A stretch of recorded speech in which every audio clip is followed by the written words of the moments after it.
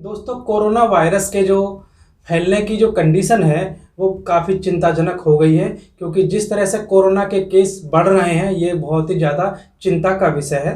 क्योंकि कोरोना एक महामारी के साथ में एक सुनामी की तरह बहुत तेज़ी से उसके केस बढ़ते जा रहे हैं।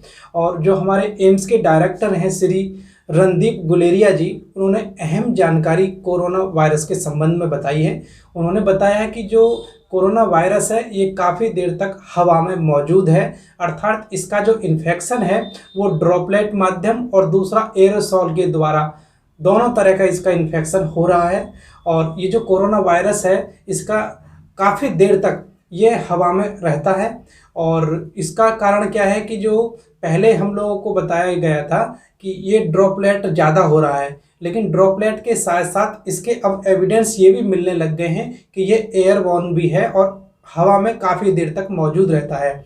जो ड्रॉपलेट इन्फेक्शन जो होता है उसमें क्या है कि वो ड्रॉपलेट के रूप में यदि हम खांसते हैं, छींकते हैं तो ड्रॉपलेट के द्वारा वो बाहर निकलता है। जो ड्रॉपलेट जो होती हैं उनका नॉर्मल साइज 5 माइक्रोन से ज़्यादा होता है, जो कि जैसे ही हमने खांसा या छींका वो 1-2 मीटर दूरी पर जाने के बाद सतह पर नीचे बैठ जाते हैं। और एरोसॉल के द्वारा जो ये इन्फेक्शन फैलता है इसमें क्या है कि जो उसका पार्टिकल का जो साइज होता है वो 5 माइक्रोन से भी कम साइज होता है, जो कि हवा में काफ़ी देर तक रह सकता है।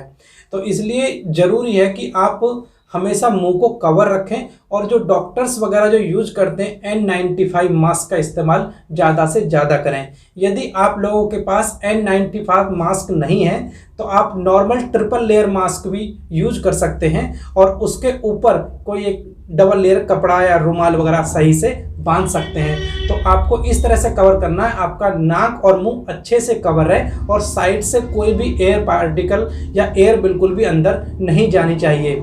इस तरह से कोरोना वायरस जो हवा में मौजूद है उससे काफ़ी हद तक बचा जा सकता है।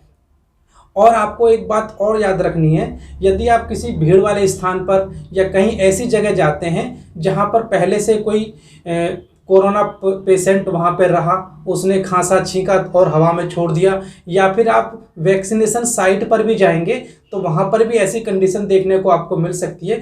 हो सकता है आपसे पहले वहां पर कोई कोरोना पॉजिटिव पेशेंट आया हो और उसने वहां पर हवा में जो कोरोना वायरस को छोड़ दिया हो। जब वो चला जाएगा लेकिन उसके दौरान आप वहाँ पहुँचते हैं तो वो काफ़ी देर तक जो वायरस है वो हवा में मौजूद है। आप सोचोगे कि यहाँ पर कोई ज़्यादा लोग तो है नहीं, मैं अपने मास्क को हटा दूँ। यदि आप ऐसी गलती करते हैं तो वो वायरस आपके अंदर जा सकता है। इसलिए ऐसी गलती आप बिल्कुल भी ना करें, क्योंकि भीड़ वाले स्थान पर वो कोरोना वायरस उपलब्ध हो सकता है और उससे बचने का तरीका केवल यही है कि आप मास्क का इस्तेमाल करें। हमारे जो एम्स के डायरेक्टर हैं रणदीप गुलेरिया जी, उन्होंने ये भी आप लोगों को सलाह दी है, यदि आपका बॉडी टेम्परेचर बहुत तेज़ी से बढ़ रहा है, आपको बार बार बुखार आ रहा है और सांस लेने में कठिनाई हो रही है, तो आप डॉक्टर से संपर्क जरूर से करिएगा।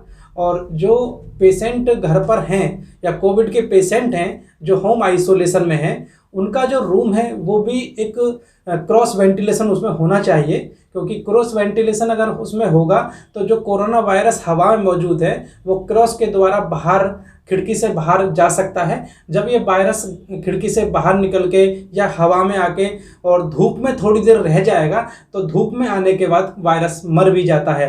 तो इसलिए ज़रूरी है कि आप अपना प्रिकॉशन कोरोना वायरस से बचाव के लिए बिल्कुल लेते रहें, मास्क का इस्तेमाल ज़्यादा से ज़्यादा करें और भीड़ वाले स्थान में जाने से बचें।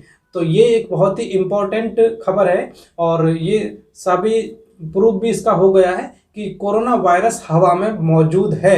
इसलिए आप अपनी प्रिकॉशन सही से ध्यान रखें और पूरा प्रिकॉशन लेते हुए ही अपना कार्य, दैनिक कार्य जो भी आप करते हैं वो करें। इस वीडियो बनाने का उद्देश्य मेरा यही है, आप लोगों को सावधान करना, अलर्ट करना, क्योंकि कोरोना वायरस हवा में मौजूद है और उससे बचने के जो भी तरीके हमारी सरकार ने बताए हैं आप उनका पालन करिएगा। मैं डॉक्टर अशोक कुमार सिंह, जिला बुलंदशहर, उत्तर प्रदेश से। Thank you.